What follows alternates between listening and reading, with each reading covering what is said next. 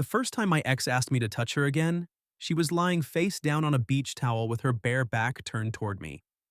Then she reached behind herself, untied her navy bikini top, and said, "Put sunscreen on my back like you used to." There are moments when a man's entire emotional history returns through one sentence. That was mine. My name is Grant Mercer. I was 26 that summer, working as an audio engineer in Raleigh and pretending I had fully recovered from the breakup that had rearranged my apartment, my weekends, and roughly half my personality. Sophie Bennett had been my girlfriend for 2 years. She had been my ex for 7 months. And until that Saturday on the North Carolina coast, we hadn't been alone together since the night she packed the last of her things. We were both at the beach because our friends Daniel and Brooke had rented a house in Corolla to celebrate their engagement.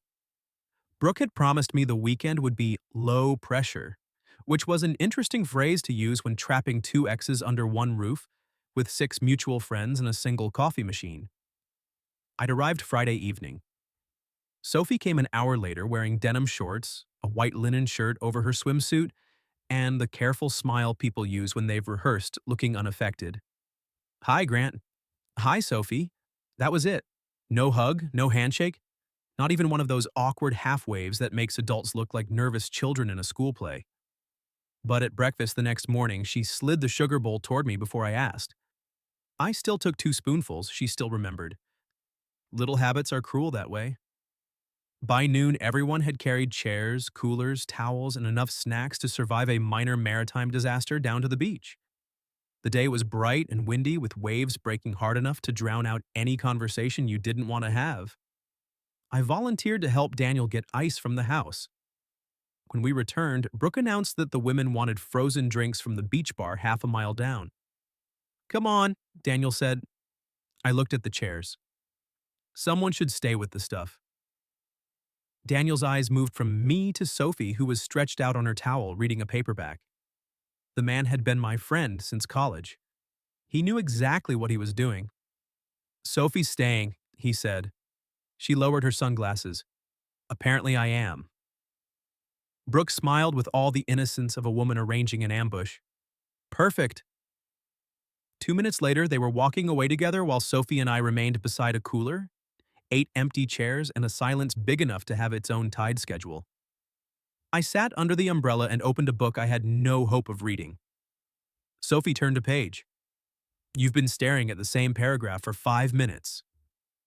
I'm absorbing it deeply. You're holding it upside down." I looked at the cover.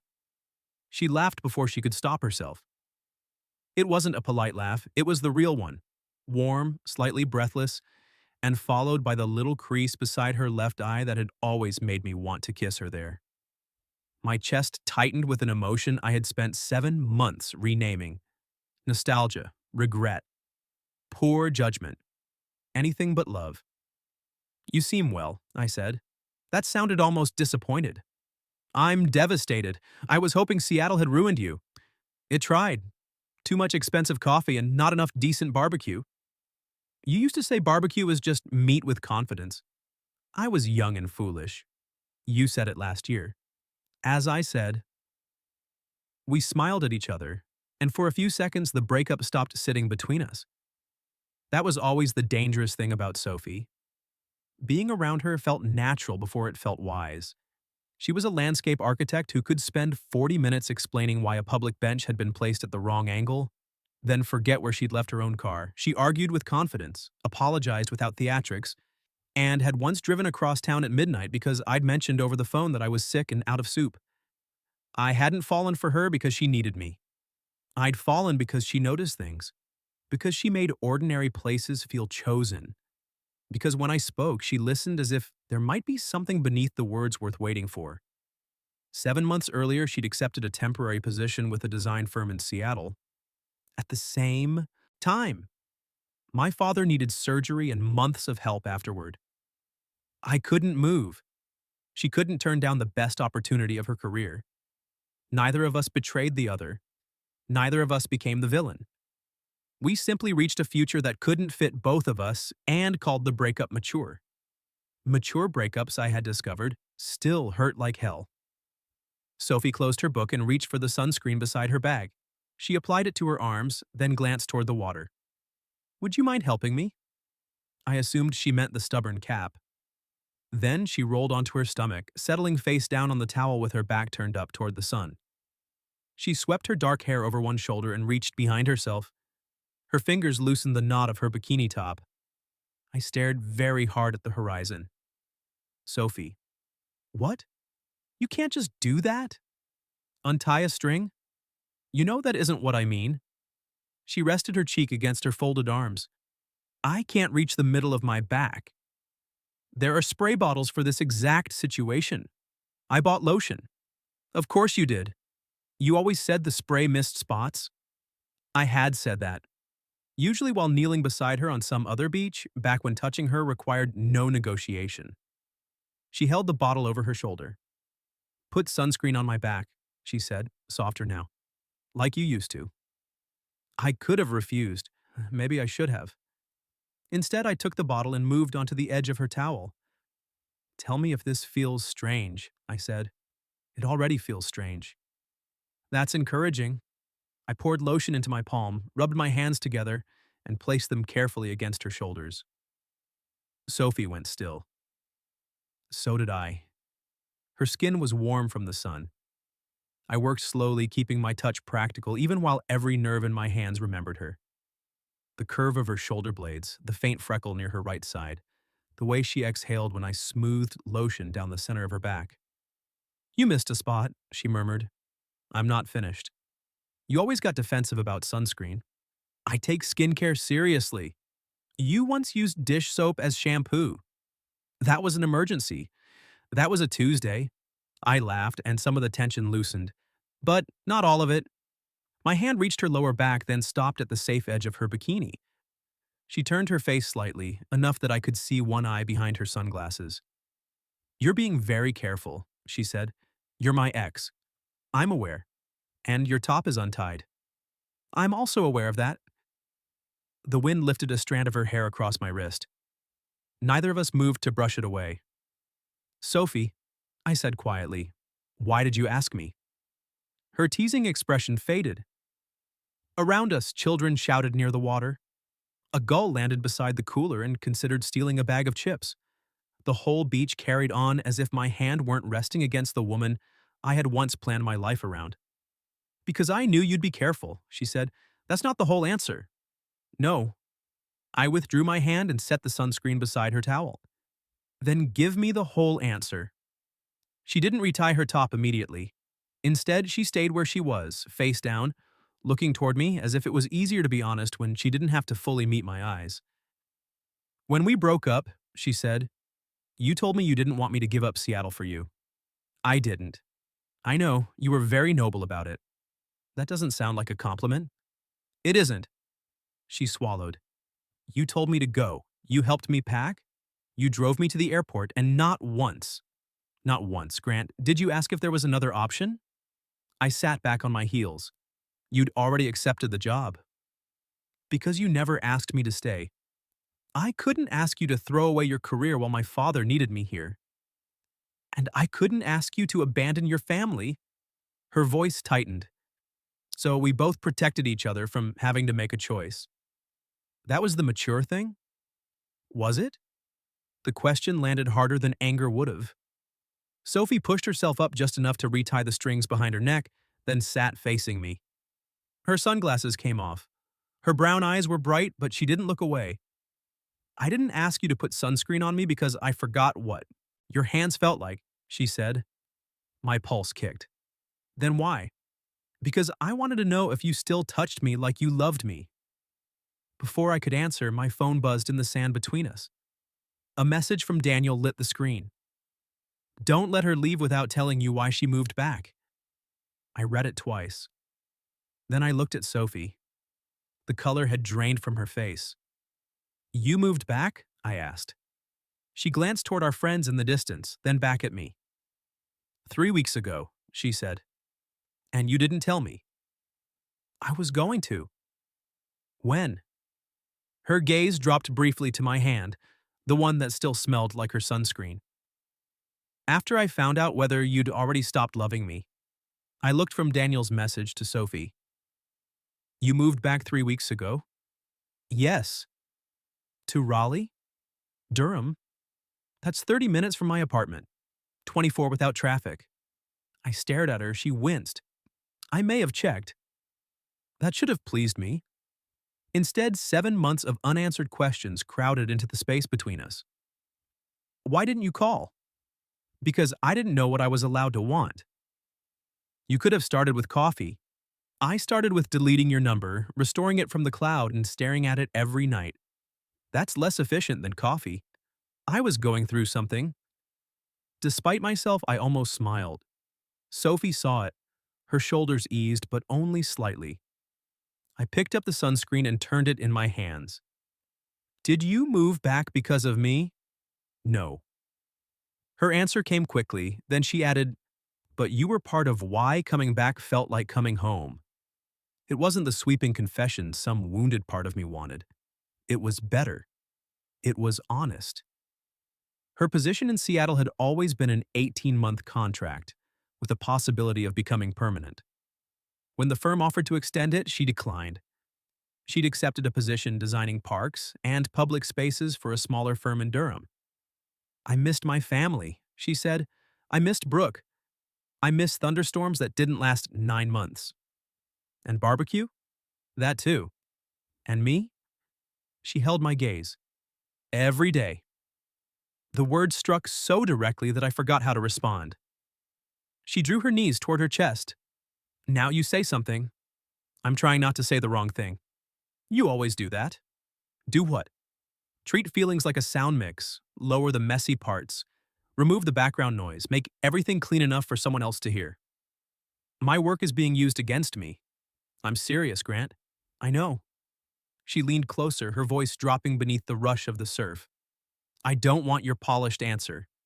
I want the answer you would have given if you weren't trying to protect me. I looked toward the shoreline. Our friends were still distant figures near the beach bar, in no apparent hurry to rescue us. 7 months earlier, I had watched Sophie walk through airport security carrying a green backpack and a future that did not include me. She had turned around once. I had smiled and lifted my hand. Then I'd made it all the way to the parking garage before I broke down. I wanted to ask you to stay, I said. Her lips parted. I wanted to tell you that I hated Seattle. I'd never even been there, but I hated the rain, the distance, and every person who would get to see you while I didn't. I wanted to ask you to choose me. Why didn't you? Because if you had stayed, I would have wondered whether you resented me. And if you still left, I would have known your answer. Sophie's eyes filled.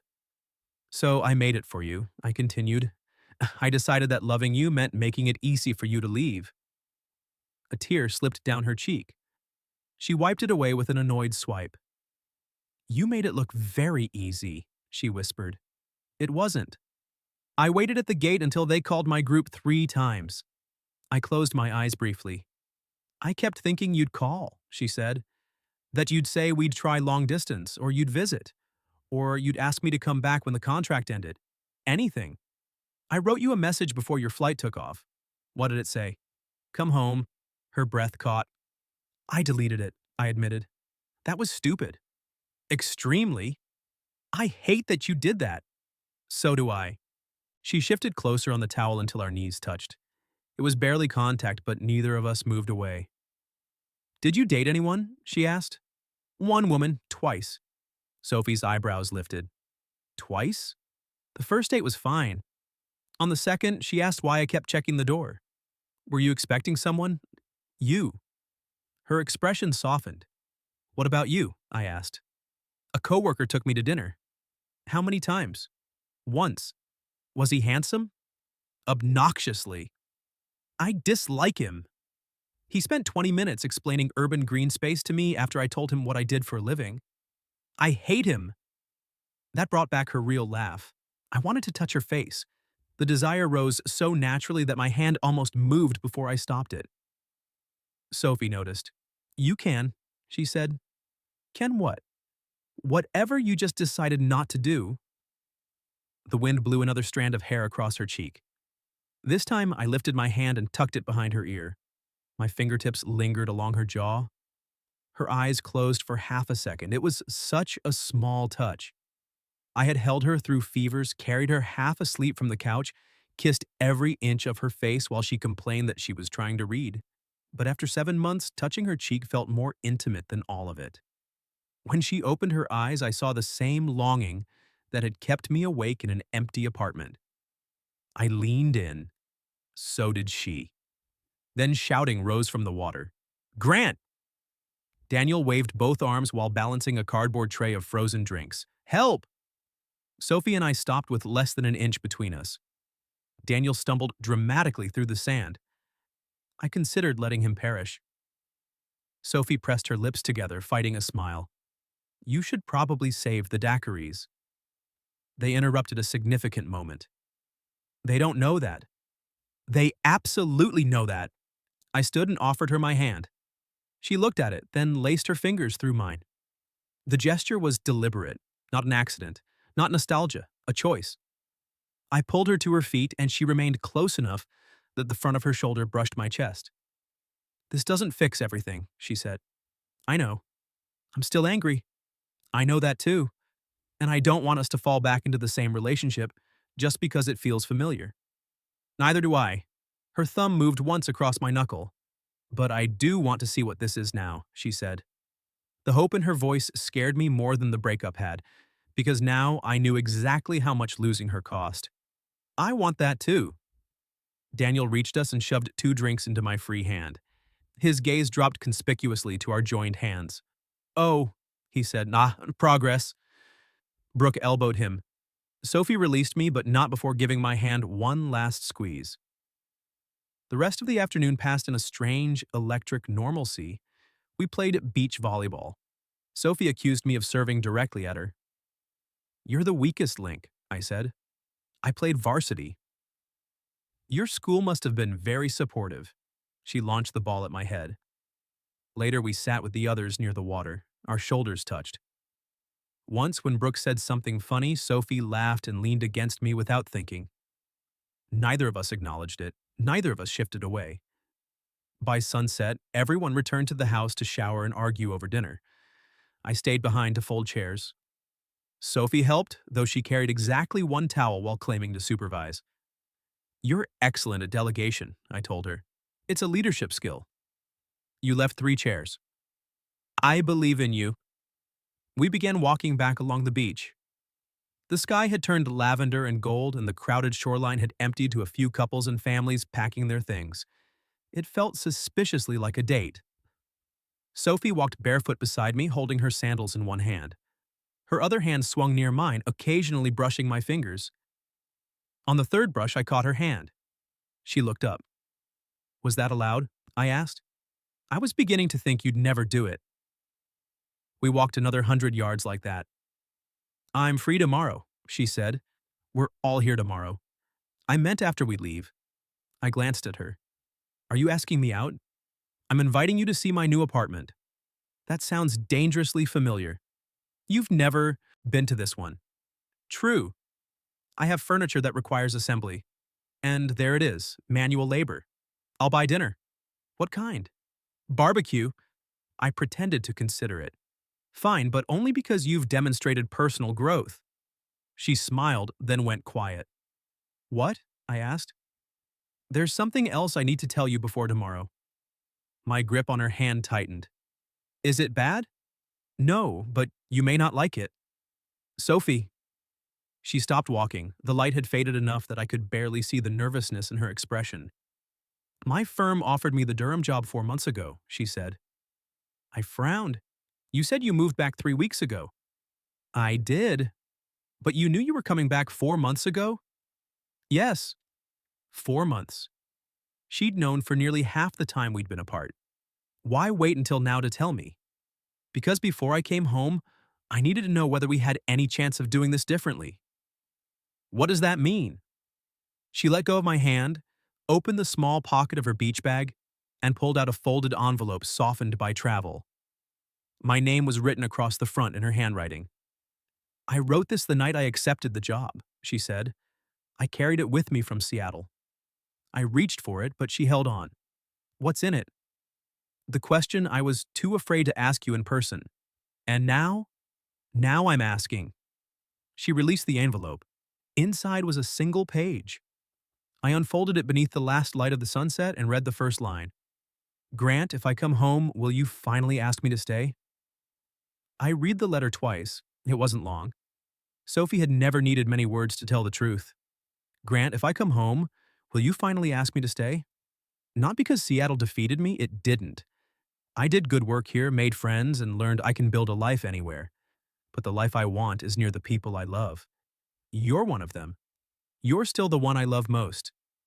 I don't want our old relationship back. I want the chance to build a better one. One where neither of us confuses silence with sacrifice. If you don't want that, I'll accept it. But this time, please let me hear you choose. Sophie. I lowered the page. She stood in front of me with the wind pulling at her hair, her arms folded, as if she were bracing for impact. When you wrote this, did you expect me to answer? I asked. I hoped you would. You carried it for 4 months. I planned to mail it. What stopped you? Fear, pride. Brooke saying a letter was romantic. Daniel saying it sounded like something a serial killer would send.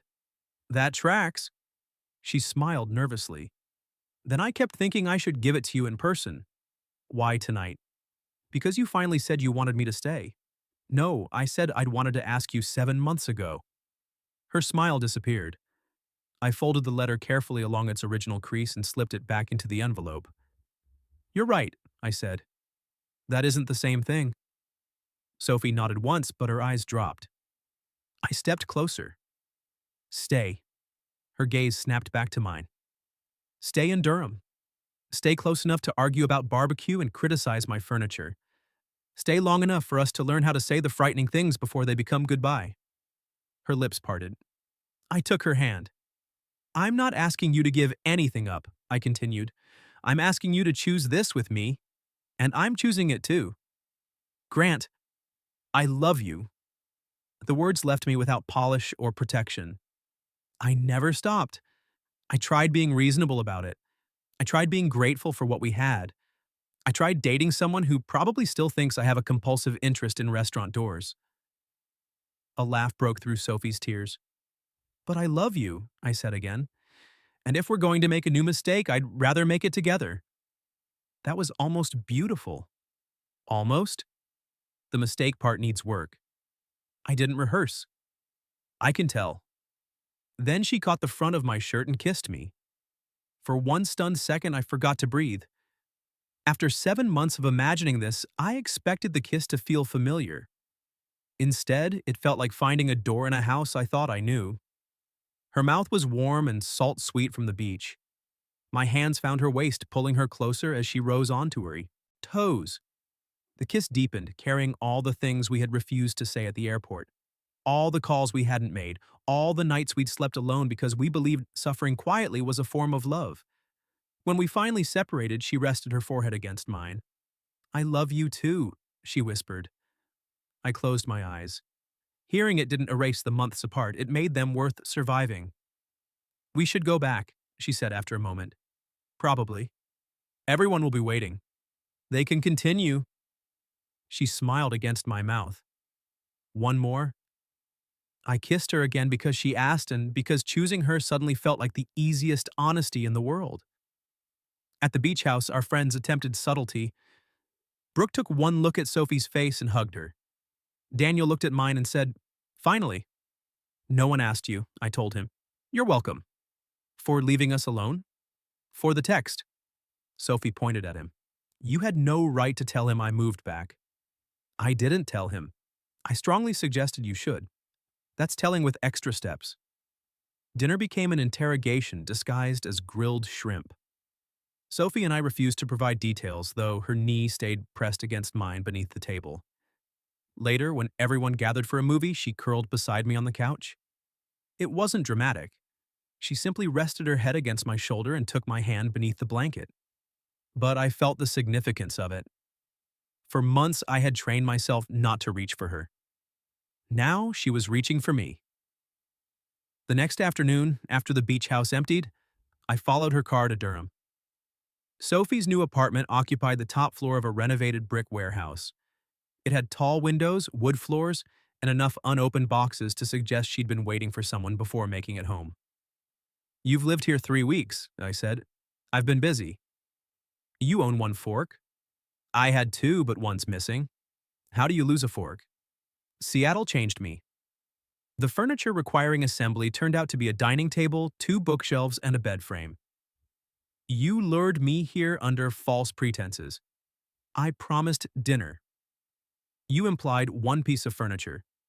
I allowed you to make assumptions." She handed me a screwdriver.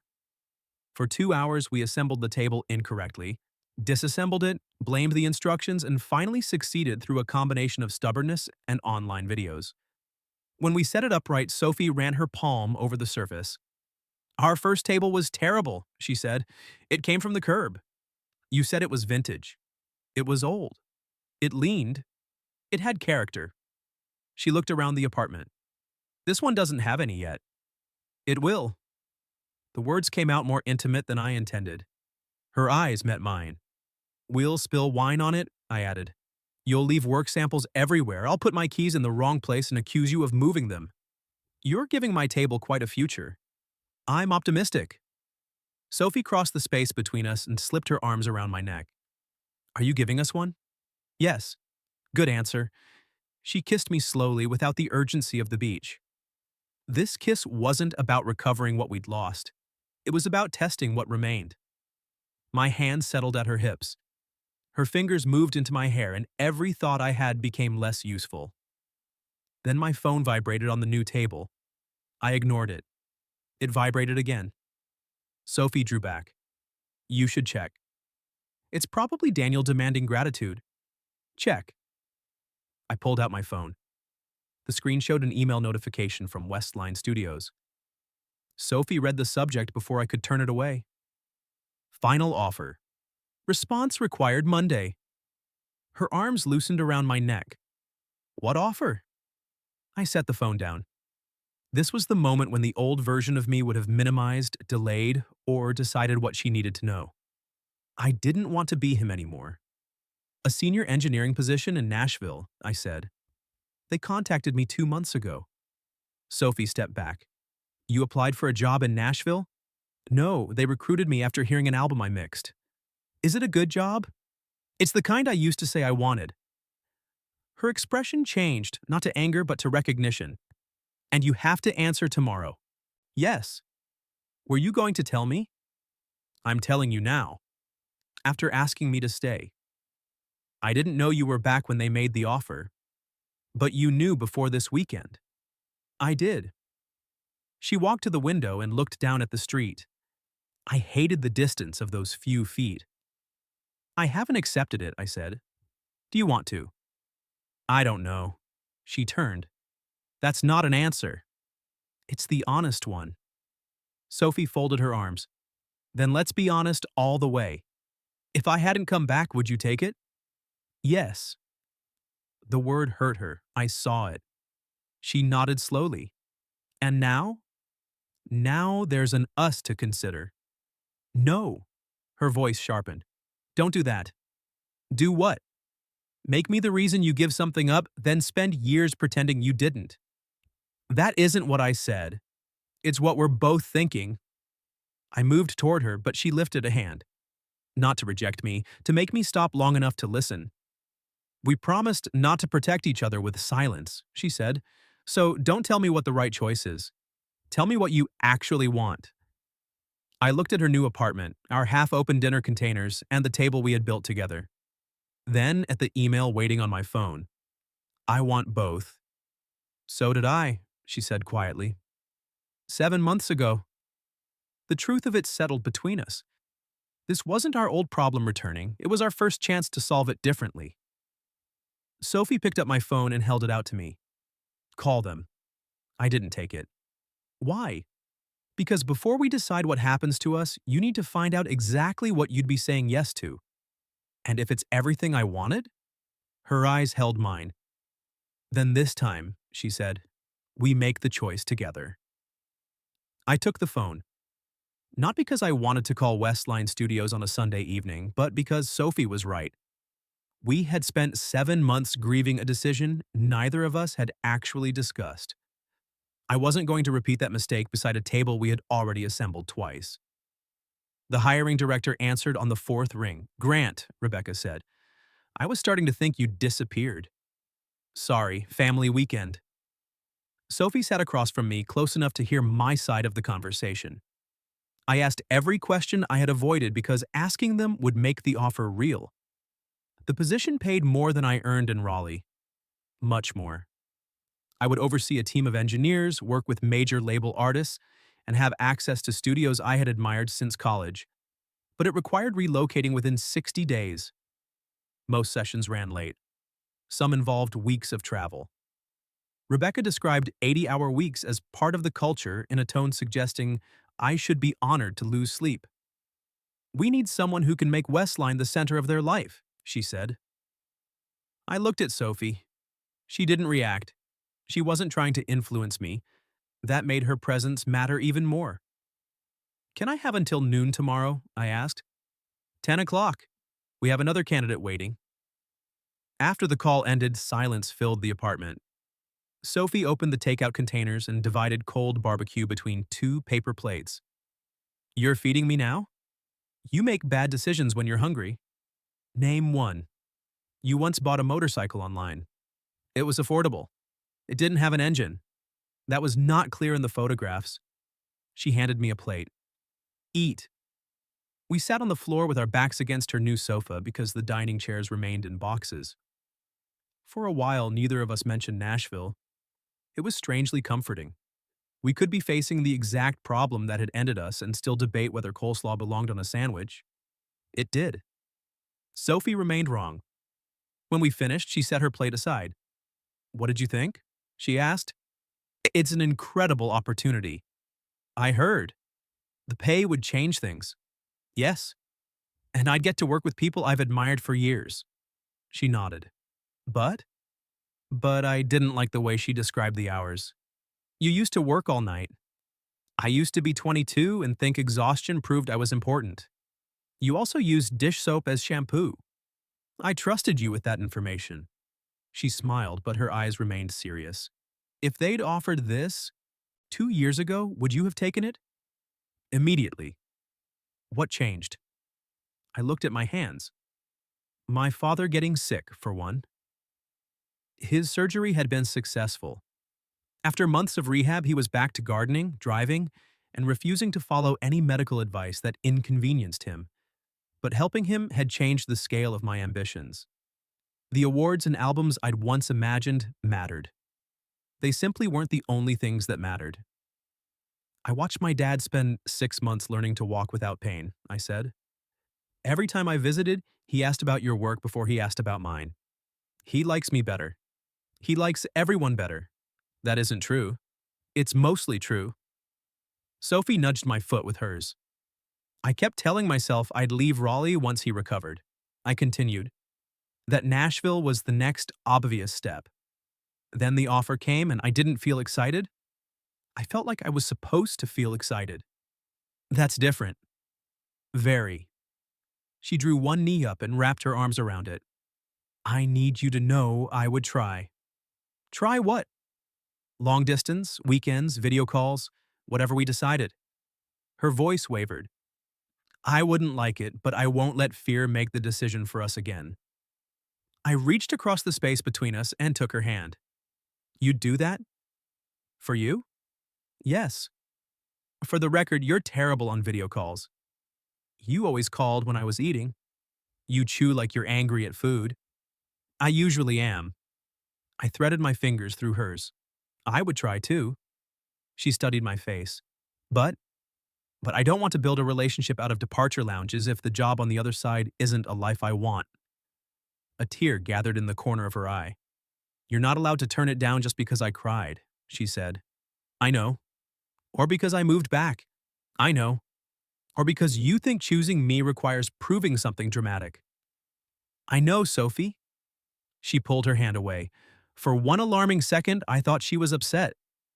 Then she moved onto her knees and crossed the space between us, settling in my lap with her arms around my neck.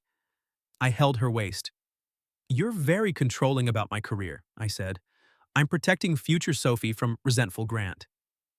Future Grant is offended. Future Grant has terrible communication skills. He's working on them. She touched her forehead to mine. What life do you want? No one had asked me that so plainly. Not what job, not what salary, not what title, what life. I want work I'm proud of, I said. I want time to help my dad with the garden even though he'll criticize everything I do. I want friends who interfere too much. They'll be thrilled. I want to open my own small studio someday. Her fingers moved gently through the hair at the back of my neck. And, she prompted, I want mornings with you. Her eyes softened. Not just vacations and planned weekends, I said. I want your shoes where I trip over them. I want to hear you complain about benches. I want to make coffee while you steal half of it. I don't steal it, you make extra. Because you steal it. She kissed the corner of my mouth. I want all of you, I said, not instead of a career. As part of my life. Sophie kissed me fully. There was no desperation in it this time. No need to recover 7 lost months in a single breath. Her hands framed my face. Mine slid around her back, holding her close, while the last daylight disappeared from the windows.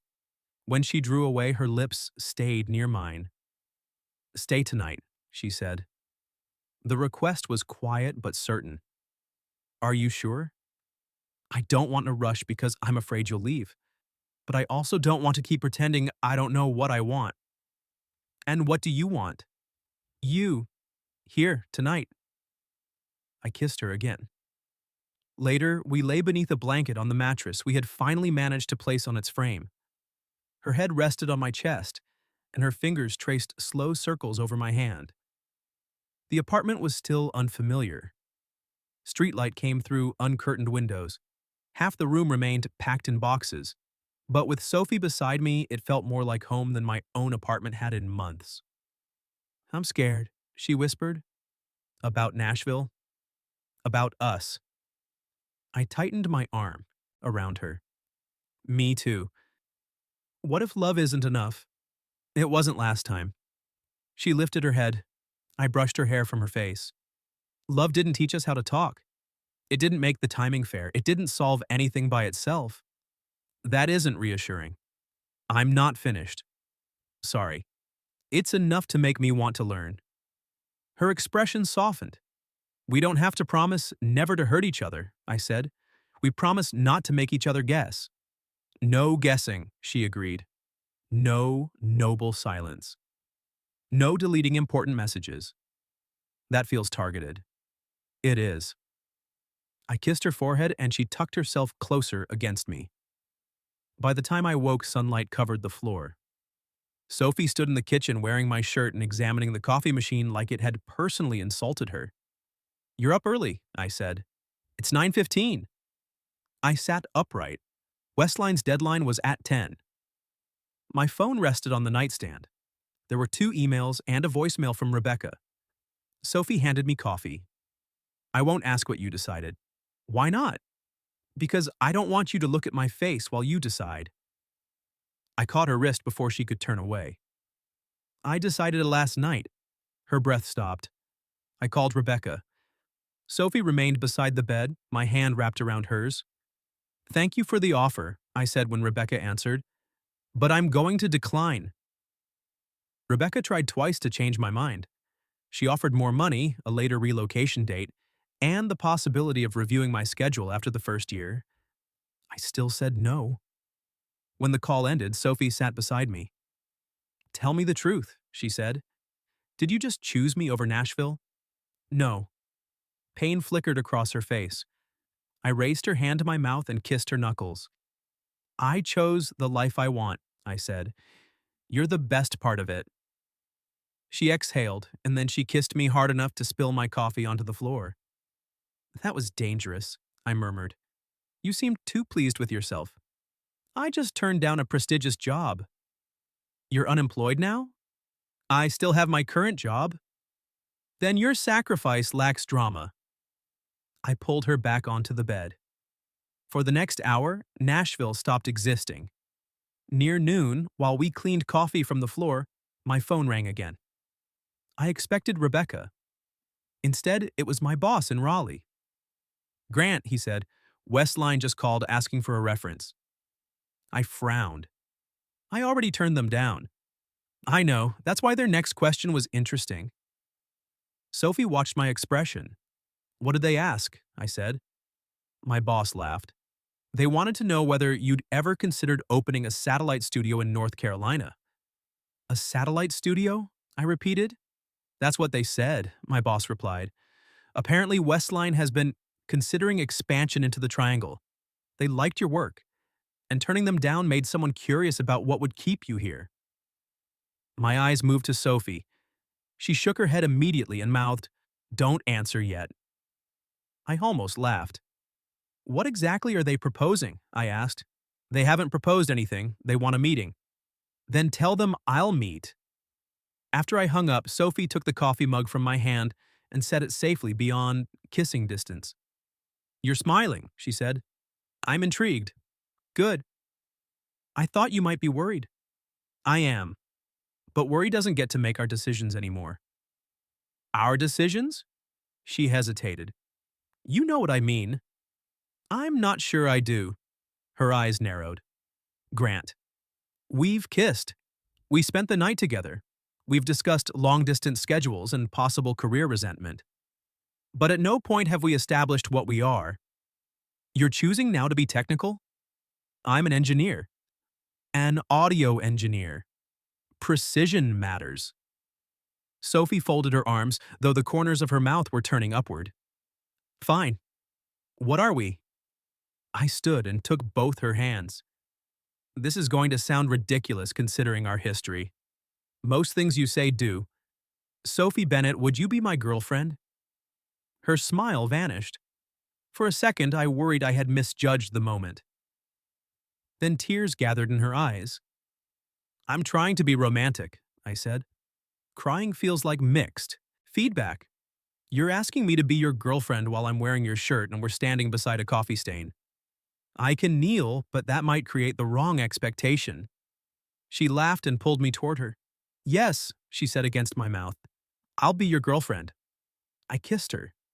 This was not the desperate kiss on the beach or the uncertain kiss beside her new table. It was a beginning. When we separated, she rested her hands against my chest. I have conditions, she said. Of course you do. We say when we're afraid. All right. We don't make sacrifices the other person didn't ask for. Agreed. And if you take this studio opportunity, you don't get to claim it happened because you turned down Nashville for me. I won't. You also need to admit I was right about calling them. You told me to call about the Nashville job, not a satellite studio. Still counts. It absolutely does not. She kissed me again. I conceded the point. The meeting with Westline happened 2 weeks later.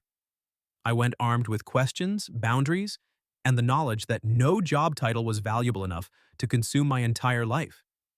Their plan was still preliminary, but they wanted someone local to help develop it. The role involved 6 months of consulting while I kept my current position. If the studio moved forward, I could become its director and minority partner. There would be travel to Nashville, but days at a time rather than a permanent move. I would help choose the building, recruit the team, and establish the schedule. It was close to the dream I had carried in college. The difference was that this version left room for a life. I didn't accept at the first meeting. Sophie didn't tell me to. We sat at her dining table that evening with contracts, calendars, and barbecue between us. She asked what excited me, what frightened me, and what I would regret. I asked what my travel would mean for her. She admitted she hated the idea of empty weekends, but could handle them if we planned together. For once, love wasn't a reason to avoid the difficult conversation. It was the reason we stayed at the table. I accepted the consulting role the following morning. Then Sophie made me take her on a proper first date. Yesterday didn't count? I asked. Yesterday involved legal documents. The restaurant has tablecloths. So do courtrooms. I picked her up Friday night with flowers and took her to a small Italian restaurant where we had gone for our third date years earlier. The host seated us at the same corner table. Sophie looked around. Did you arrange this? I asked. You planned something? I plan things. You once forgot your own birthday dinner. It wasn't a significant birthday. It was 25. At the end of the meal, she reached across the table and placed her hand over mine. I don't want to pretend we're starting from nothing, she said. We aren't. But I also don't want to skip the good parts of starting again. What are the good parts? Dates, flirting, wondering whether you'll kiss me at the door. I can answer that last one now. Don't. I enjoy suspense. Outside her apartment, I walked her upstairs and stopped in the hall. She leaned against the door, waiting. Thank you for dinner, she said with exaggerated formality. I had a pleasant time. Pleasant? Moderately enjoyable. You're destroying your chances. I stepped closer. Do I have a chance? She caught my jacket and pulled me in. Barely. I kissed her beneath the flickering hallway light. When she unlocked the door, she held out her hand. This time, neither of us had to ask the other to stay. The following months weren't perfect. We argued when I agreed to a Nashville trip without checking the date of her firm's holiday party. She went quiet when Seattle offered her a short consulting project, then caught herself and told me she wanted to accept it. I apologized. She spoke.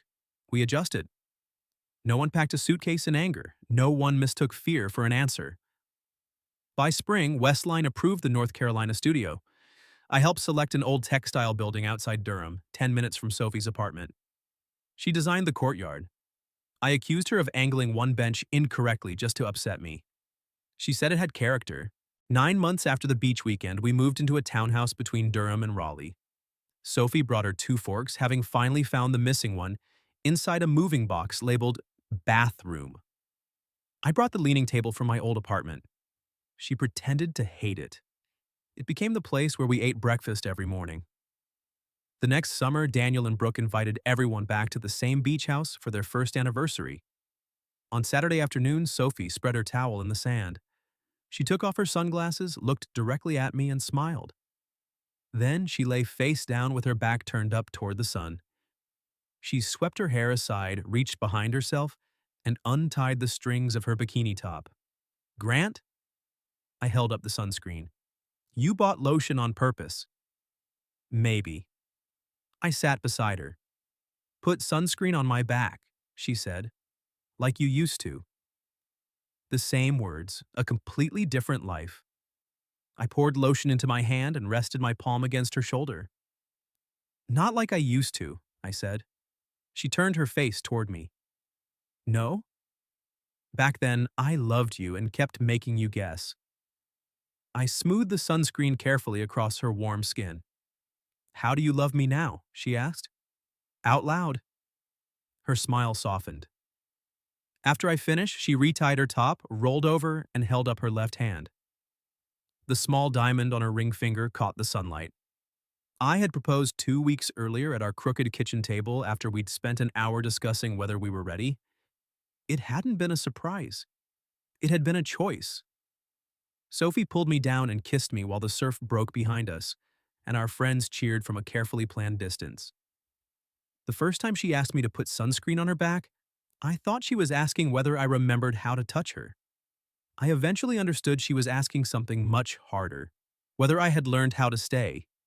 What would you have done if your ex had untied her bikini top and asked you to put sunscreen on her back like you used to? Have you ever experienced something similar, where an old habit reopened feelings you thought were over? Tell me your story in the comments. And for those who'd like to be a little closer to us, we've opened memberships, where you'll get shorter exclusive stories every week with no ads. If you like this one, leave a like, subscribe, and I'll see you in the next video.